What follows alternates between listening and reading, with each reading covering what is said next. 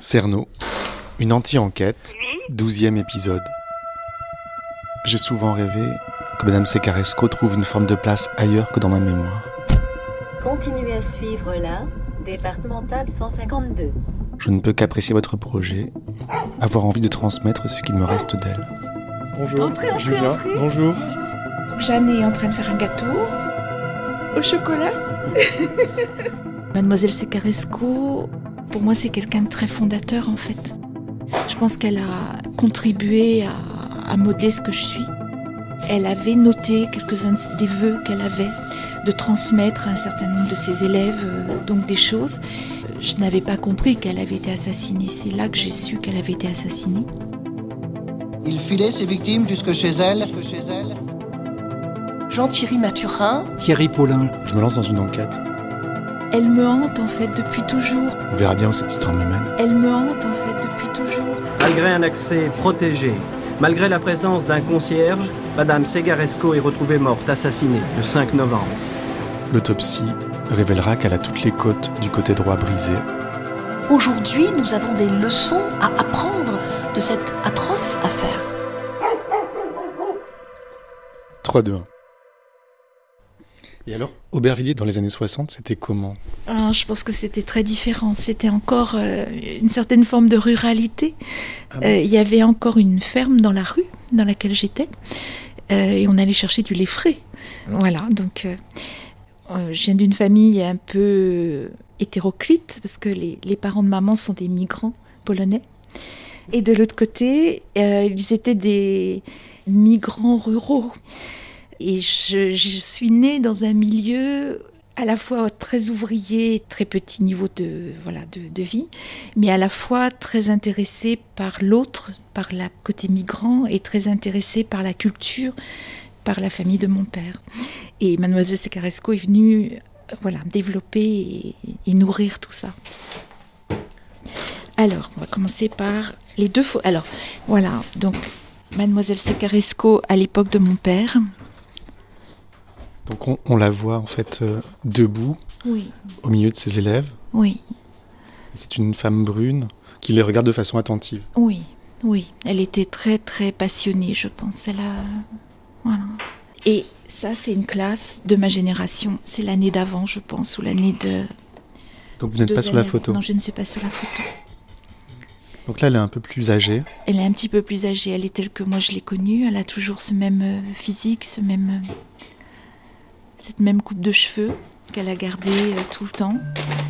Et c'est la classe que j'ai connue avec ses petits encriers, cette toile cirée, les porte-manteaux au fond de la classe. La porte de la cour était là et donc moi je devais être au 2e rang, 3e rang peut-être. J'avais ce genre de petite bouille.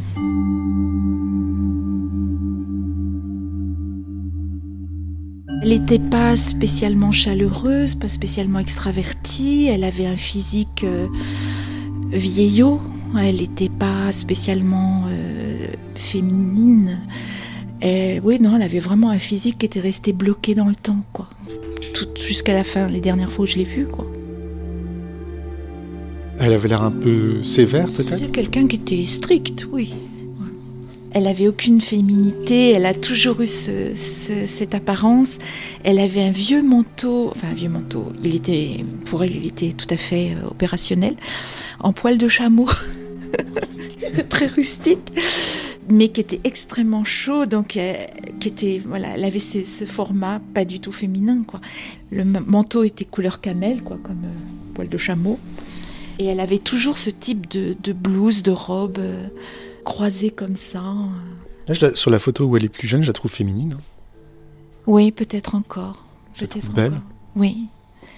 Oui, elle avait en tout cas une carnation magnifique, quoi. Donc, parce qu'elle était justement pas du tout habituée à mettre des produits divers et variés. Et elle avait une carnation qui était très très belle. Elle avait des cheveux qui grisonnaient, légèrement ondulés, comme là, et toujours coupés comme ça, toujours avec une petite barrette. Toujours. Elle n'a pas changé sur ces 10 années, enfin presque 10 années où je l'ai connue, quoi.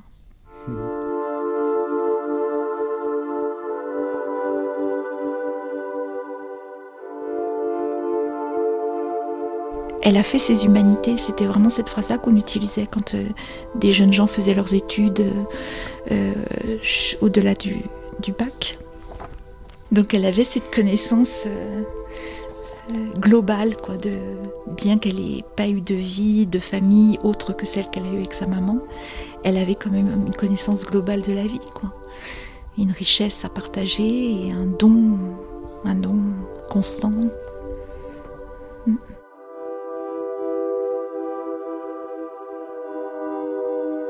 Quand je suis entrée en 6e, elle m'a proposé d'anticiper les cours de latin qui arrivaient en 5e normalement.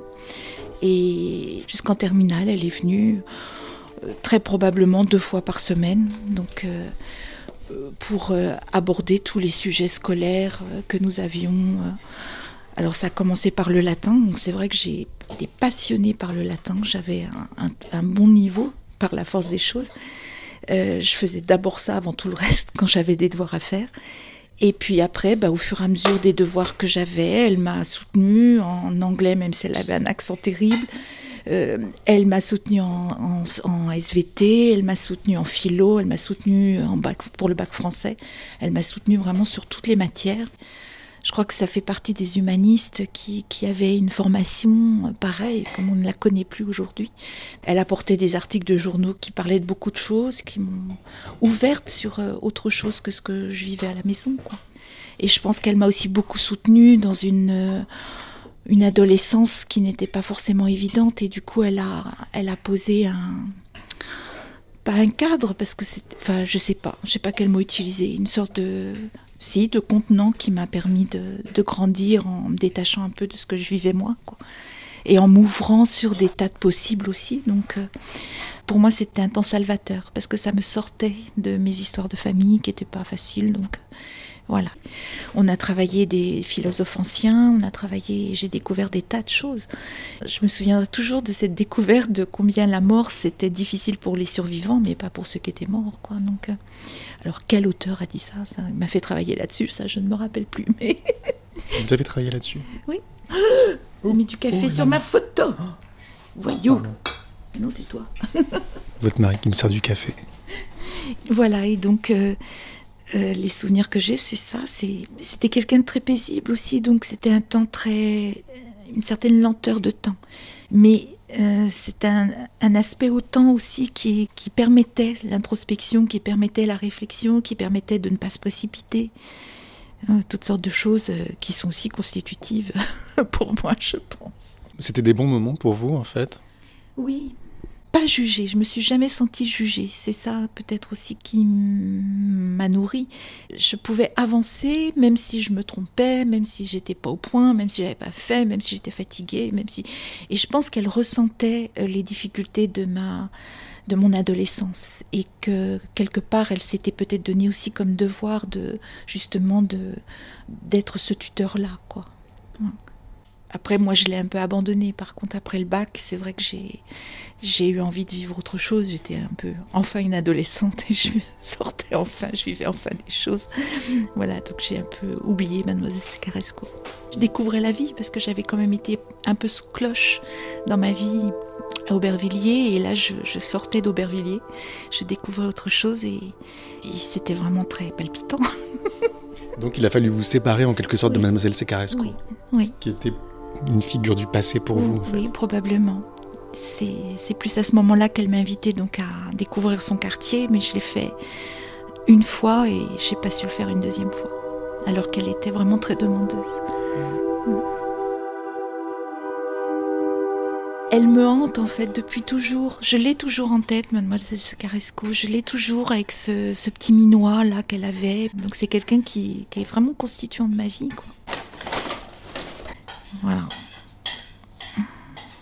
Qu'est-ce que vous savez de son histoire? Parce qu'elle a un nom roumain, je pense. Oui, alors j'ai cherché, parce que j'avais pas pris le temps de l'interroger. Puis c'est des choses qu'on faisait pas quand on était de ma génération. On n'interrogeait pas les adultes, on accueillait ce qu'ils nous disaient, mais on n'allait pas leur dire « Et pourquoi tu fais ci? Pourquoi tu fais ça ?» Comme le font nos jeunes gens aujourd'hui, quoi. Donc je sais qu'elle vivait seule avec sa maman dans un appartement dans lequel j'étais allée moi, avant qu'elle ne meure, donc 60 boulevard de Clichy. qui était un très bel appartement. Mais en fait, elle n'a pas toujours vécu là. Avant, elle vivait rue de Lubeck. Donc, pourquoi, je ne sais pas.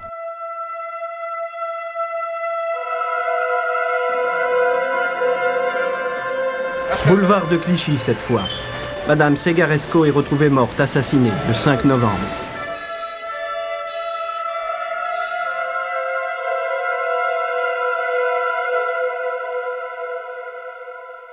Comment elle est arrivée en France, je ne sais pas. Comment ses parents sont arrivés en France. Je sais que sa maman a élevé seule sa fille. J'ai retrouvé dans les archives de la ville de Paris des demandes d'aide que faisait la maman pour que sa fille puisse obtenir des bourses pour poursuivre sa scolarité. Et en fait, j'ai retrouvé, je pense, la scolarité de Mademoiselle Segaresco au sein du lycée Molière. Voilà. Qui était où ? Rue du Ranelagh, je pense, dans le 16e. Le lycée Molière, c'est quand même... j'ai cherché aussi pourquoi le lycée Molière, s'il y avait des traces, et en fait, non, le lycée Molière a accueilli les premières élèves filles, leur a permis, les premières à passer leur baccalauréat, a accueilli pas mal de réfugiés polonais et roumains, effectivement, entre les deux guerres.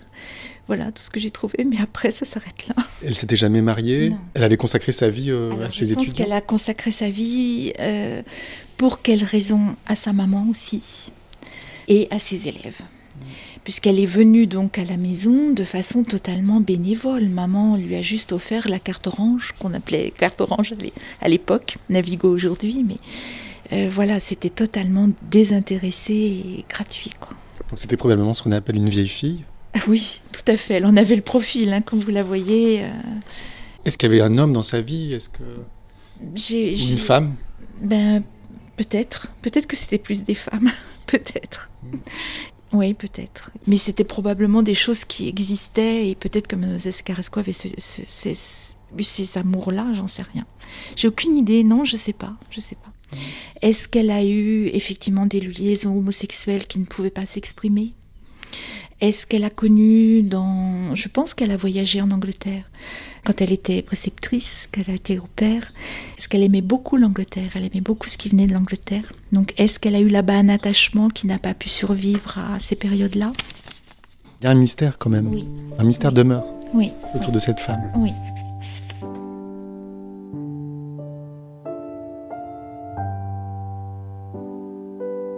Après le bac, vous avez pris un peu vos distances avec Mademoiselle Segaresco ?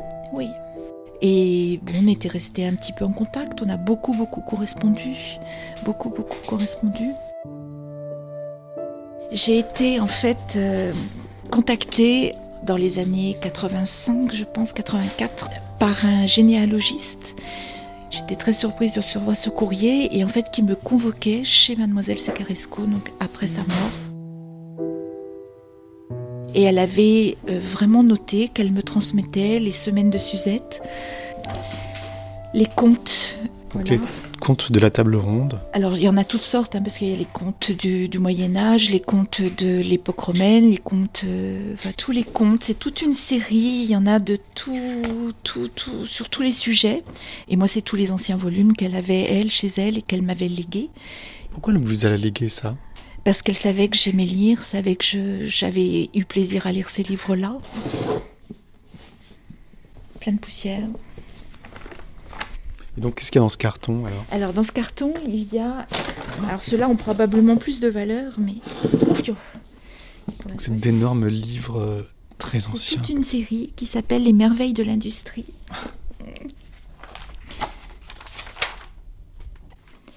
Elle savait que je serais particulièrement attachée à ces livres-là et que j'en ferais bon usage. Elle n'avait pas d'enfant ? Non. Mais du coup, quelque part, elle en avait. Elle en avait plusieurs. Là, il y a un marque-page. Oui. Ah ben, comme ça, on a l'adresse, l'appartement exact.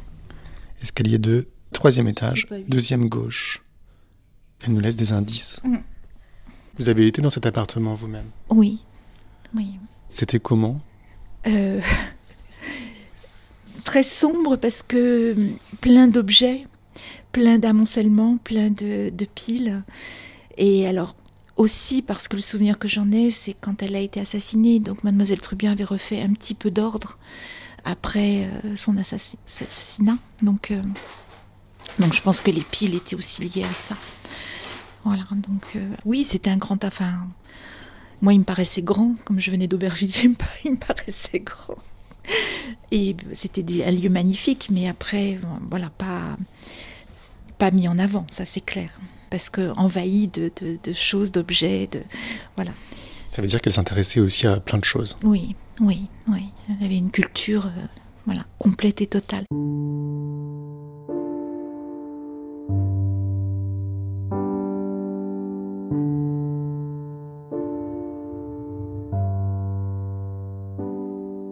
C'était violent. C'était violent d'imaginer...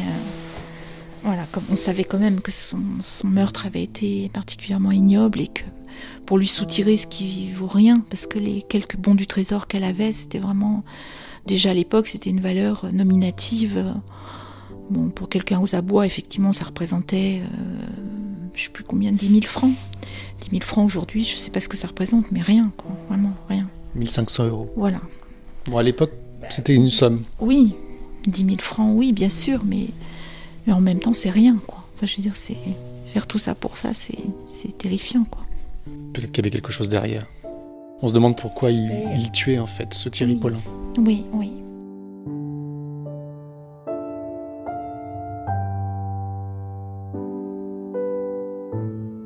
Je me suis demandé si elle avait, connaissance de lui avant, parce que c'est quelqu'un qui fréquentait le quartier, donc est-ce qu'il avait éveillé en elle une certaine forme d'intérêt, de sympathie, puis que du coup elle s'intéressait à lui, qu'elle essayait d'en tirer autre chose que ce qu'elle voyait, quoi. Peut-être, je ne sais pas. Pour qu'il ait connaissance d'elle, qu'il ait pu entrer dans cet appartement, dans cet immeuble, pour qu'il ait pu savoir qu'elle avait... Ou est-ce que c'est simplement les tortures qui ont fait que... Je ne sais pas. Donc j'ai lu qu'elle faisait ses courses tous les jours à 12h30. Alors voilà, c'est ça. Par contre, ça devait être quelqu'un qui faisait, comme beaucoup de personnes âgées, toujours les choses à la même heure, au même moment. Est-ce que c'était juste l'observation d'une répétition qui a fait que c'est lui qui s'est intéressé à elle? Je ne sais pas. Il a sûrement observé. Mais bon, j'ai pas la réponse. Oui, c'est comme si cette générosité qu'elle avait l'avait tuée, en fait. Elle avait eu raison d'elle. Tout à fait. C'est ça que je me suis dit. Ouais. Il n'y a pas de réponse. Et vous, comment vous avez vécu avec ça? Parce que ça fait 35 ans, cette histoire. J'imagine que c'est quelque chose que vous ne pouvez pas oublier, qui vous a posé beaucoup de questions. Non, ce qui est perturbant, c'est bon, je le sais, je sais que ça fait partie de sa vie. J'ai cette... grâce au latin, j'ai cette distance avec la mort, en fait, qui fait que, voilà... Une fois qu'elle est partie, c'est plus pour nous, les vivants, que c'est difficile. Et c'est que faire de tout cet héritage? Voilà, ma question est plus là. Après, je suis désolée que c'était dans de telles circonstances qu'elle soit morte, parce qu'elle le méritait vraiment, vraiment pas. Voilà, ça reste là, comme ça, dans cet état-là un peu brut. Et ce qui me perturbe, c'est plus, voilà, que faire de cet héritage À votre avis? Ce qu'on est en train d'en faire là.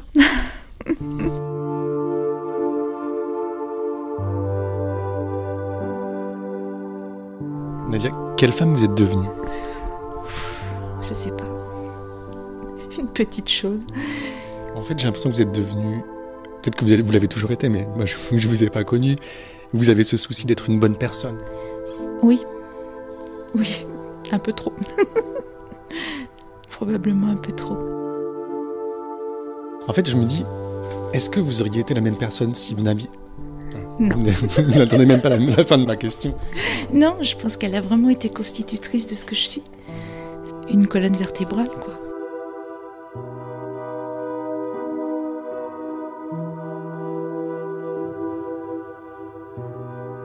On a eu beaucoup de mal à avoir notre première fille. Et il s'est fallu 5 ans avant qu'elle arrive. Et on avait des amis très proches qui nous interrogeaient beaucoup sur la fécondité des relations. Et effectivement, la fécondité de quelqu'un, c'est pas seulement d'avoir des enfants, d'avoir une vie de famille, c'est aussi une fécondité de transmission comme Mademoiselle Secaresco, ça peut être une fécondité artistique, ça peut être... il y a plusieurs formes de fécondité, c'est pas simplement donner naissance. Finalement, ça veut dire que cette dame, Mademoiselle Secaresco, est encore vivante en fait à travers vous. C'est très fort. Quand je dis elle me hante, c'est voilà, elle est là quoi. Je ne suis pas grand-chose, mais j'ai effectivement des rencontres comme ça qui sont énormes, quoi. Énormes.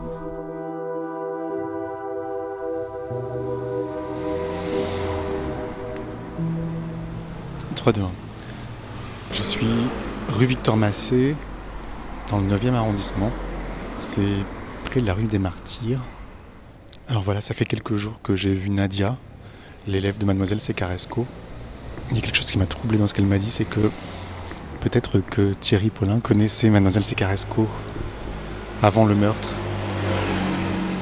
En me documentant un peu, je me suis rendu compte que Thierry Paulin et Jean-Thierry Mathurin habitaient un hôtel rue Victor Massé. Voilà, et là je suis dans la rue Victor Massé et je vois le boulevard de Clichy où habitait Mademoiselle Secaresco. Donc ce qui veut dire qu'effectivement, peut-être qu'ils se connaissaient du quartier. Il filait ses victimes jusque chez elles, il les torturait pour leur faire avouer où elles avaient caché leurs économies, et puis il les tuait. À suivre. Merci pour votre écoute et vos nombreux messages. Si vous appréciez cette anti-enquête, si vous voulez qu'elle continue, vous pouvez désormais y contribuer et participer en vous rendant sur patreon.com/Cerno. Vous aurez même droit à des bonus. C'est pas vrai? Toute la musique a été composée par Théo Boulanger, dont je vous recommande le podcast Jardin d'hiver. Je l'aime beaucoup. Rendez-vous dimanche prochain. Ah non. Et n'oubliez pas... Il faut toujours croire en l'être humain.